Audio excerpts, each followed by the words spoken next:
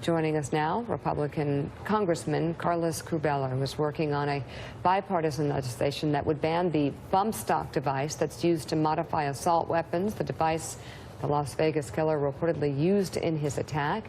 And here on set, we have the host of MSNBC's Politics Nation and president of the National Action Network, Reverend Al Sharpton. Good to have you on board, sir. So, Congressman, let's start with you. What's the likelihood that your legislation will pass?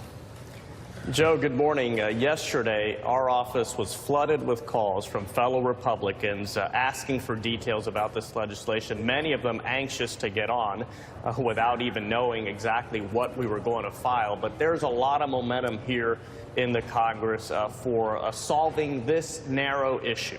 It's very clear to everyone here by now that this is a blatant circumvention of existing law. That automatic weapons are not allowed in our country, and that this device converts legal semi-automatic weapons into automatic weapons. So there's growing consensus. I'm filing legislation with Seth Moulton, a Democrat from Massachusetts, later today, and we're confident that a lot of colleagues are going to get on board. Congressman, one of the first actions that executive orders that President Trump rolled back was an Obama-era regulation that would have made it harder for people who are deemed mentally defective to get their hands on guns.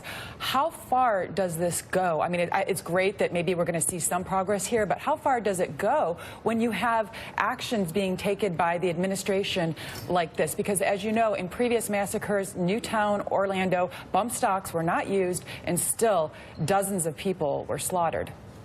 Well, that was a different case. The Social Security Administration was getting involved in gun regulation, clearly out of their lane. So that's a totally separate issue. Look, this is narrow. This is a small step, but I wouldn't say it's insignificant, because this would be the first time in decades that Republicans and Democrats work together to advance sensible gun policy. And by the way, to those who are saying we should just change the regulation, ATF should just change their interpretation, if they agree that these devices should be illegal, then let's codify it. Let's turn that into law so that a future ATF cannot reinterpret the legislation. Right. Under President Obama, it's true. ATF concluded that these devices are legal.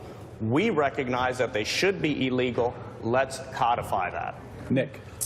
Congressman, I have a question for you. So the bump stocks is obviously, a piece of this. We saw from the crime scene photo in the hotel room, the shooter also had high-capacity magazines. He had a huge collection of weapons. He purchased 30 weapons, I believe, over the course of a year. Are there some other things that should be done or looked at here besides just the bump stocks? I mean, how many normal people go out and buy 30 guns in a year and stockpile tons of ammunition? I think that's certainly a fair point, but I want to keep the focus on what we can actually get done. It's okay to have this debate. We should. I filed legislation last year targeting people who were under FBI investigation for terrorism ties and their ability to acquire weapons. I'd like to advance that legislation as well, but let's focus on what we can actually get done. The more ambitious we get here, not just on any issue, but on so many others like immigration and others where I'm active on, the more ambitious we get, the less likely we are to get anything done. And I really think what this Congress needs and what this country needs is to show that we can get things done. Even if they're small at first, that will build confidence. That will really create a better environment here where people can actually have a rational, reasonable discussion, debate, and then come to consensus.